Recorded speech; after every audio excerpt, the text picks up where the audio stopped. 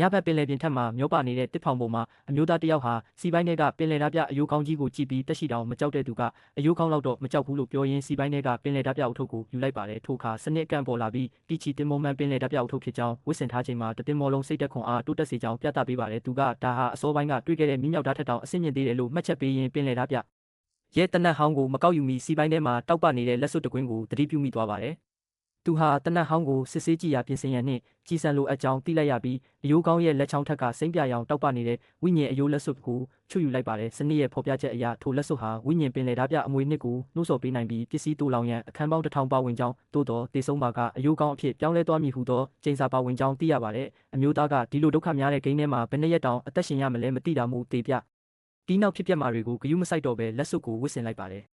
လက်စွပ်ဝစ်စင်လိုက်တာနဲ့စိမ့်ပြရောင်စွမ်းအင်တွေထွက်ပေါ်လာပြီးစီးပိုင်းထဲကအယိုးကောင်းစီစီးဝင်သွားကအမျိုးသားမှလည်းဝိညာဉ်ပင်လယ်ဓာတ်ပြအမွေနှစ်နဲ့စွမ်းရည်အသစ်နှစ်ခုရရှိသွားပါတယ်စနစ်ကသူ့ကိုစာပါတစ်ခုလုံးမှာအထုအမွေနှစ်ကိုပထမဆုံးရရှိသူအဖြစ်ဂုဏ်ပြုပြီးစုကြေးတစ်တလုံးပေးအပ်ပါတယ်သူကရရှိလာတဲ့စွမ်းရည်တွေကိုစစ်ဆေးရင်းစီးပိုင်းထဲကအယိုးကောင်းစီလက်ကမ်းကစွမ်းရည်သုံးဖို့စူးစမ်းပေမဲ့မာနာပမာဏမလုံလောက်တာကြောင့်လက်ချက်မခံပဲဖြစ်သွားပါတယ်သူကမာနာ80တာရှိပြီးစွမ်းရည်သုံးဖို့တရားလိုအပ်တာကြောင့်စွမ်းရည်မသုံးမီပိုင်ဆိုင်မှုတွေကိုတိုးမြင့်ရန်လိုအပ်ကြောင်းနားလည်သွားပါတယ်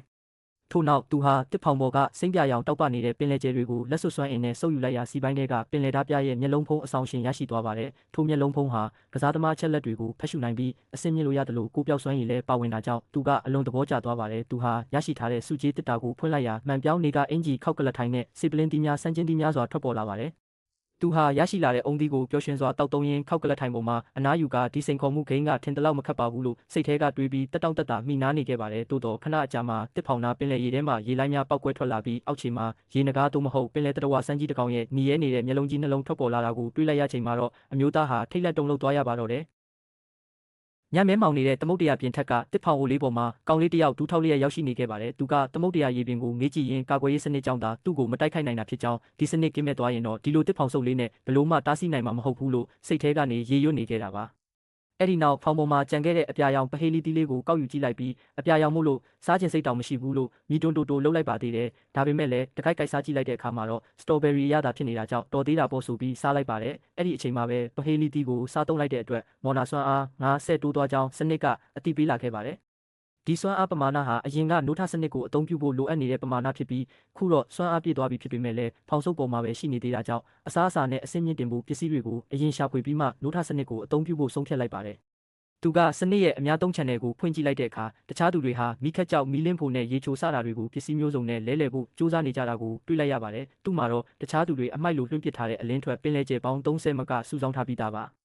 အဲ့ဒီအချိန်မှာပဲသမုတ်တရား channel ထဲမှာစကားဝိုင်းတစ်ခုပေါ်လာခဲ့ပါတယ်ပင်လယ်မွေကြိုက်ခံရလို့တွေးထွက်လို့နေကြောင်းအစိတ်ဖြည့်ဆေးပေးရင်ပစ္စည်းအလုံးပေးပါမယ်လို့ရေးထားတာကိုတွေ့လိုက်ရပါတယ်ဒါပေမဲ့ကောင်လေးကတော့ဒီလိုအသက်လူနေရတဲ့အချိန်မှာအသက်ကယ်ဆေးကိုဘသူကထုတ်ရောင်းမှလဲပစ္စည်းဘလောက်ပေးလဲမှမဟုတ်ဘူးလို့တွေးနေတော့မှပဲဖုန်းဆောင်ရွက်ဆိုသူကသူ့မှာဆေးတပလင်းရှိပြီးလောလောဆယ်မလိုအပ်တာကြောင့်လဲလှယ်ပေးလိုက်မယ်လို့စာပို့လာခဲ့ပါတယ်ဒါကိုမြင်တော့ဒီလိုခေတ်ကြီးမှာသူတော်စင်ရှိသေးတာပဲဒါပေမဲ့လူတိုင်းအသက်လူနေရတဲ့ဂိမ်းထဲမှာတော့ဒီလိုလုပ်တာဟာကိုတင်ကြိုင်ချင်းကိုတူးတာပဲလို့ကောင်လေးကတွေးလိုက်ပါတယ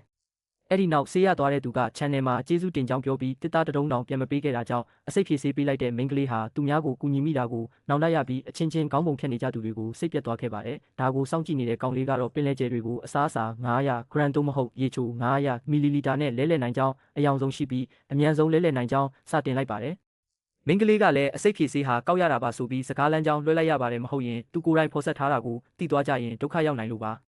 ကောင်လေးတင်လိုက်တဲ့ပင်လယ်ကျဲ28ကောင်လုံးခဏလေးတွင်းမှာပဲရောင်းကုန်သွားခဲ့ပါတယ်။သူဟာမုံဆက်4ခုဘယ်ရီတီးနဲ့ပလင်းပြောင်းမှုတစ်တာအမိုက်နဲ့ရေချို10ပလင်းကျော်ရရှိလိုက်တာကြောင့်တူတောင်းတဲ့ကာလအတွင်းမှာငက်သေးတော့မှမဟုတ်ပါဘူး။အဲ့ဒီနောက်တယောက်ကပင်လယ်ကျဲကြံသေးလားဓာတ်နဲ့လဲကျင်တယ်လို့စာပို့လာတာကြောင့်ကောင်လေးကတန်သားတို့ရဲ့အချက်လက်ကိုစစ်ဆေးကြည့်လိုက်ပါတယ်။ဓာတ်တို့ဟာယာဒူးတက်မရှိပေမဲ့လည်းငါးတက်တဲ့အခါမှာစနစ်ကတွေးညစ်ထုတ်တာမျိုးမရှိဘဲအဆင်ပြေတာကြောင့်လဲလှယ်လိုက်ပါတယ်။ပြီးတော့ပင်လယ်ကျဲအပြာရောင်မပါဘူးဆိုပြီးလာပြောတဲ့သူကိုလည်းမနှက်ဖြန်ပန်းရောင်ရရင်ပြန်ပေးမယ်လို့အကြောင်းပြန်လိုက်ပြီးဓာတ်ကိုခါမှချိတ်လိုက်ပါတယ်ညစ်နက်လာတာနဲ့အမျှကောင်လေးဟာမနှက်ဖြန်ကြရင်တစ်ဖောင်ကိုအဆင့်မြင့်မယ်လို့တွေးရင်းအိတ်ဆက်လိုက်ပါတော့တဲ့အဲ့ဒီအချိန်မှာပဲနီယူဘီကာကွယ်ရေးကာလ2ရက်ပဲကျန်တော့ကြောင်းစနစ်ကတတိပေးချက်ပြသနေခဲ့ပါတယ်